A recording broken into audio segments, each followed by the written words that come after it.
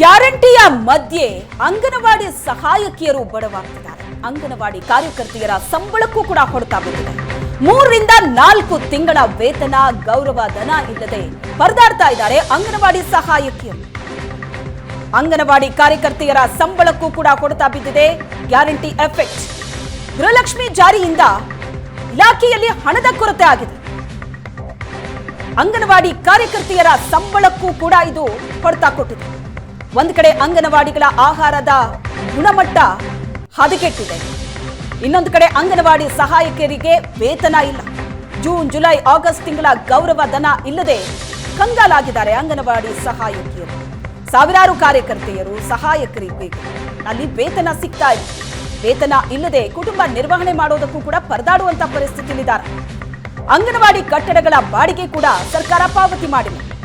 Guarantee ಗುದ್ದಾಟದಲ್ಲಿ ಅಂಗನವಾಡಿಯನ್ನ ಸರ್ಕಾರ ಮರ್ತೇ ಬಿಟ್ಟಿದೆ. ವೇತನ ಪಾವತಿ ಮಾಡಿ ಅಂತ ಸಹಾಯಕಿಯರು ಮನವಿ ಮಾಡ್ತಾ ಇದ್ದಾರೆ. ನಾವು ಸರ್ಕಾರಕ್ಕೆ ಪದೇ ಪದೇ ನಮ್ಮ ಗೌರವಧನದಲ್ಲಿ ವಿಳಂಬ ಮಾಡ್ತಾನೆ ಇದ್ದಾರೆ. ಎಷ್ಟು ಸಲ ಹೋರಾಟ ಮಾಡಿ ನಾವೆಲ್ಲ ಕೇಳ್ತಾ ಇದ್ದರೆ ಅದಾಗ್ತಿಲ್ಲ. 3 ತಿಂಗಳಿಂದ ಇಲ್ಲ ಸರ್. ನಮಗೆ ಇವಾಗ ಆಲ್ರೆಡಿ 1ನೇ ತಾರೀಕು ಹೋಗೋಯ್ತು.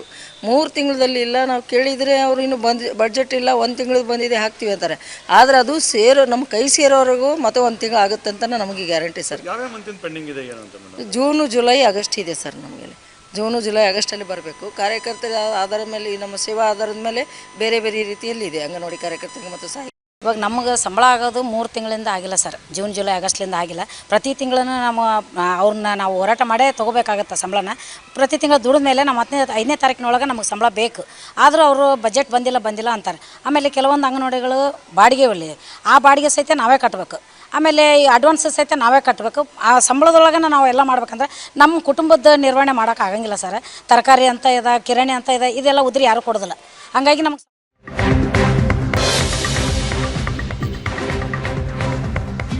ಅಂಗನವಾಡಿ ಸಹಾಯಕಿಯರಿಗೆ 3 ತಿಂಗಳಿಂದ ವೇತನ ಸಿಕ್ಕಿಲ್ಲ. ಕೇಂದ್ರದತ್ತ ಬೊಟ್ಟು ಮಾಡಿದ್ದಾರೆ ಸಚಿವೆ ಲಕ್ಷ್ಮೀ ಹೆಬ್ಬಾಳ್ಕರ್. ಕೇಂದ್ರದಿಂದ ಅನುದಾನ ಬಂದಿಲ್ಲ, ಸಂಬಳ ಕೊಡೋದಕ್ಕಾಗ್ತಾ ಇಲ್ಲ ಅಂತ ಕೇಂದ್ರಕ್ಕೆ ಹಣ ಬಿಡುಗಡೆ ಮಾಡುವಂತೆ ಮನವಿ ಮಾಡಿದ್ದೀವಿ. ಕೇಂದ್ರದಿಂದ ಹಣ ಬಂದ ಕೂಡಲೇ ಸಂಬಳ ಕೊಡ್ತೀವಿ ಅಂತ ಸಚಿವೆ ಲಕ್ಷ್ಮೀ ಹೆಬ್ಬಾಳ್ಕರ್ ಹೇಳಿಕೆ ಕೊಟ್ಟಿದ್ದಾರೆ.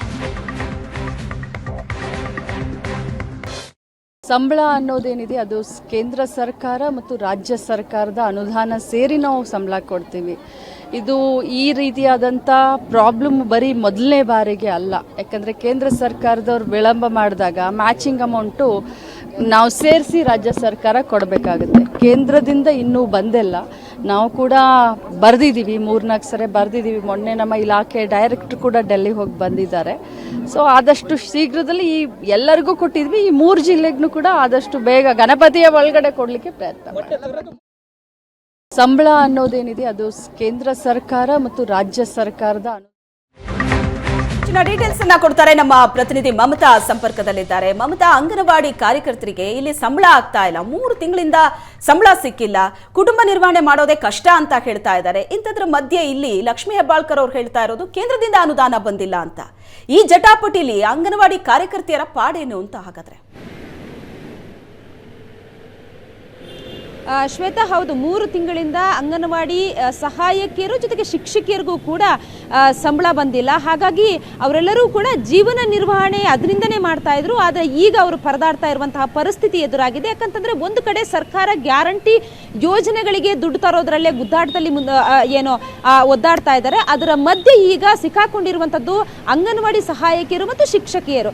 ಈಗಾಗಲೇ ಜೂನ್, ಜುಲೈ, ಆಗಸ್ಟ್ 3 ತಿಂಗಳ ಸಂಬಳವನ್ನು ಕೂಡ ಕೊಟ್ಟಿಲ್ಲ. ಆದರೆ ಕೆಲವೊಂದು ಜಿಲ್ಲೆಗಳಲ್ಲಿ ಶಿಕ್ಷಕಿಯರಿಗೆ 1 ತಿಂಗಳ ಸಂಬಳ ಬಂದಿದೆ ಅನ್ನುವಂತಹ ಮಾಹಿತಿ ಇದೆ. ಆದರೆ ಅವರು ತುಂಬಾ ಫೋರ್ಸ್ ಮಾಡಿದ್ರು. ಹಾಗಾಗಿ ನಮಗೆ ಸಂಬಳ ಕೊಡಲೇಬೇಕು ಅನ್ನುವಂತಹ ಫೋರ್ಸ್ ಹಿನ್ನೆಲೆಯಲ್ಲಿ ಒಂದು 2-3 ಜಿಲ್ಲೆಯ ಶಿಕ್ಷಕರಿಗೆ ಸಂಬಳ ಬಂದಿದೆ. ಇದರಲ್ಲಿ ಲಕ್ಷ್ಮೀ ಹೆಬ್ಬಾಳ್ಕರ್ ಅವರು ಹೇಳ್ತಾ ಇರುವಂತಹ ಮಾತು, ಕೇಂದ್ರ ಸರ್ಕಾರದಿಂದ ನಮಗೆ ಅನುದಾನ ಬಂದಿಲ್ಲ ಅಂತ ಹೇಳಿ. ಕೇಂದ್ರ ಸರ್ಕಾರದಿಂದ 40% ಅನುದಾನ ಬರುತ್ತೆ, ಜೊತೆಗೆ ರಾಜ್ಯ ಸರ್ಕಾರದಿಂದ 60% ಅನುದಾನ ಬರುತ್ತೆ. ಹಾಗಾಗಿ ಸಹಾಯಕಿಯರಿಗೆ ಇರುವಂತಹ ಸಂಬಳ 5,700 750, ಶಿಕ್ಷಕಿಯರಿಗೆ ಇರುವಂತಹ ಸಂಬಳ 11,750. ಹಾಗಿದ್ರೆ ಇದರಲ್ಲಿ ಏನು ರಾಜ್ಯ ಸರ್ಕಾರದಿಂದ ಕೊಡುವಂತಹ 60% ಸಂಬಳನಾದ್ರೂ ನಮಗೆ ಕೊಡಬೇಕಿತ್ತು. ಅವ್ರ ಮೇಲೆ ಕೇಂದ್ರ ಸರ್ಕಾರದ ಮೇಲೆ ಬೊಟ್ಟು ಮಾಡೋದಕ್ಕಿಂತ ರಾಜ್ಯ ಸರ್ಕಾರದ ದುಡ್ಡು ಏನಿದೆ ಅದನ್ನಾದ್ರೂ ನಮಗೆ ಕೊಡಬೇಕಿತ್ತು ಅನ್ನುವಂಥದ್ದು ಏನು ಸಹಾಯಕಿಯರು ಮತ್ತೆ ಶಿಕ್ಷಕಿಯರ ಈಗಾಗಲೇ ಅವರು ಮನವಿ ಮಾಡ್ಕೊತಾ ಇರುವಂಥದ್ದು. ಈಗಾಗಲೇ 3 ತಿಂಗಳಿಂದ ಸಂಬಳ ಇಲ್ಲದೆ ಒದ್ದಾಡ್ತಾ ಇದ್ದಾರೆ. ಇನ್ನೇನು ಹಬ್ಬ ಬರ್ತಾ ಇದೆ, ಪ್ರತಿಯೊಂದರ ಜೀವನ ನಿರ್ವಹಣೆಗೆ ತುಂಬಾ ಕಷ್ಟ ಆಗ್ತಾ ಇದೆ. ದಿನ ಬೆಳಗಾದ್ರೆ ಒಂದಷ್ಟು ಖರ್ಚು, ಪ್ರತಿಯೊಂದು ಏನು ವಸ್ತುಗಳ ಬೆಲೆ ಕೂಡ ಏರಿಕೆ ಆಗಿದೆ. ಮನೆ ನಿರ್ವಹಣೆಗೆ ಬೇಕಾಗಿರುವಂತಹ ದುಡ್ಡು ನಮಗೆ ಹೊಂದಿಸೋದಕ್ಕೂ ಕೂಡ ಆಗ್ತಾ ಇಲ್ಲ. ಹಾಗಾಗಿ ನಾವು ತಿಂಗಳ ಸಂಬಳ ಇಲ್ಲದೆ ನಾವು ಹೇಗೆ ಬದುಕೋದು ಅನ್ನುವಂತಹ ಪ್ರಶ್ನೆ ಈಗ ಸಹಾಯಕಿಯರು ಶಿಕ್ಷಕಿಯರು ಮಾಡ್ತಾ ಇರುವಂತದ್ದು. ಆದ್ರೂ ಕೂಡ ಇಲ್ಲಿ ಏನು ಅಂಗನವಾಡಿ ಮಕ್ಕಳಿಗೆ ಬರುವಂತಹ ಮಕ್ಕಳಿಗೆ ಯಾವುದೇ ರೀತಿಯಲ್ಲಿ ತೊಂದರೆ ಆಗದೆ ರೀತಿಯಲ್ಲೂ ಕೂಡ ನಾವು ಅಂದ್ರೆ ರಜಾ ಹಾಕದೆ ನಾವು ಕೆಲಸವನ್ನ ಮಾಡ್ತಾ ಇದ್ದೀವಿ. ಅದರಲ್ಲೂ ಬರ್ತಾ ಇರುವಂತಹ ಮೊಟ್ಟೆ ಕೂಡ ಸರಿಯಾಗಿ ಬರ್ತಾ ಇಲ್ಲ. ಜೊತೆಗೆ ಅಂಗನವಾಡಿ ಏನು ಕಟ್ಟಡ ಇದೆ ಅದಕ್ಕೆ ಪಾವತಿ ಆಗಬೇಕಾದಂತಹ ದುಡ್ಡು ಕೂಡ ಪಾವತಿ ಆಗಿಲ್ಲ. ಎಲ್ಲವೂ ಕೂಡ ಸಾಲ. ಹಾಗಾಗಿ ನಮಗೆ ಬರುವಂತಹ ಸಂಬಳ ಕೂಡ ಬರ್ತಾ ಇಲ್ಲ. ಒಟ್ಟಲ್ಲಿ ನಾವು ಮಕ್ಕಳಿಗೆ ತೊಂದರೆ ಆಗಬಾರ್ದು ಅನ್ನುವಂತಹ ಹಿನ್ನೆಲೆಯಲ್ಲಿ ಕೆಲಸ ಮಾಡ್ತಾ ಇದ್ದೀವಿ. ಇದೇ ರೀತಿ ಮುಂದುವರೆದ್ರೆ ಮತ್ತೆ ನಾವು ಹೋರಾಟವನ್ನ ಮಾಡಬೇಕಾಗುತ್ತೆ ಅನ್ನುವಂತಹ ಎಚ್ಚರಿಕೆಯನ್ನು ಕೂಡ ಕೊಟ್ಟಿದ್ದಾರೆ. ಯಾಕಂತಂದ್ರೆ ಈ ಹಿಂದೆಯೂ ಕೂಡ ಹಲವಾರು ಬಾರಿ ಇಡೀ ರಾಜ್ಯಾದ್ಯಂತ ಅಂಗನವಾಡಿ ಸಹಾಯಕಿಯರಿರ್ಬೋದು, ಶಿಕ್ಷಕಿಯರು ಇರ್ಬೋದು, ಎಲ್ಲರೂ ಜೊತೆಗೂಡಿ ಪ್ರತಿಭಟನೆಯನ್ನ ಮಾಡ್ತಾನೆ ಇದ್ರು. ಆದ್ರೂ ಕೂಡ ಸರ್ಕಾರದ ಗಮನ ಸೆಳೆಯೋದಕ್ಕೆ ಮಾಡ್ತಾ ಇರುವಂತಹ ಪ್ರತಿಭಟನೆಗೂ ಕೂಡ ಸರ್ಕಾರ ಮಣಿತಾ ಇಲ್ಲ. ಮತ್ತೆ ಈ ರೀತಿ ಹಣವನ್ನ ಅಂದ್ರೆ ಸಂಬಳವನ್ನ ಪೆಂಡಿಂಗ್ ಇಟ್ಕೊಂಡ್ರೆ ನಾವು ಹೇಗೆ ಜೀವನ ಮಾಡೋದು ಅನ್ನುವಂತಹ ಪ್ರಶ್ನೆಯನ್ನ ಇವಾಗ ಶಿಕ್ಷಕಿಯರು ಹಾಕ್ತಾ ಇರುವಂತದ್ದು. ಜೊತೆಗೆ ಅವರು ಈಗಾಗಲೇ ಹೇಳ್ತಾ ಇದ್ರು ಶಿಕ್ಷಕಿಯರು ಸಹಾಯಕಿಯರು ನಮಗೆ ಹೇಗೆ ಜೀವನ ನಿರ್ವಹಣೆ ಮಾಡೋದು. ಖಂಡಿತವಾಗಿ, ಯಾಕಂತಂದ್ರೆ ದಿನನಿತ್ಯದ ಏನಾದ್ರೂ ವಸ್ತುಗಳನ್ನು ತಗೋಬೇಕು ಅಂತಂದ್ರೆ ಅವರು ಅದನ್ನೇ ನಂಬ್ಕೊಂಡಿದ್ದಾರೆ. ಅದೇ ಆ ಕಡಿಮೆ ಸಂಬಳನೇ ಬಂದಿಲ್ಲ ಅಂತಂದ್ರೆ ಹೇಗೆ ನಾವು ಜೀವನ ನಿರ್ವಹಣೆ ಅನ್ನುವಂಥದ್ದು. ಹಾಗಾಗಿ ಸಚಿವೆಯ ಈ ಒಂದು ಉತ್ತರ ಇದು ಸಮರ್ಥ ಅಲ್ಲ.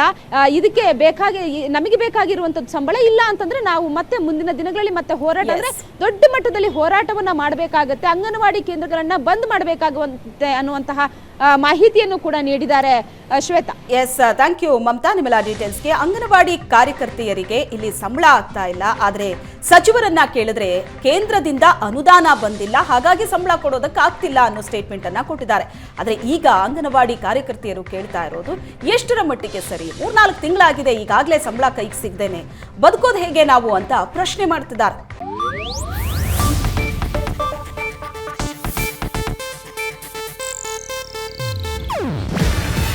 ಇದು ಏಷ್ಯಾನೆಟ್ ನ್ಯೂಸ್ ನೆಟ್ವರ್ಕ್ ಪ್ರಸ್ತುತಿ.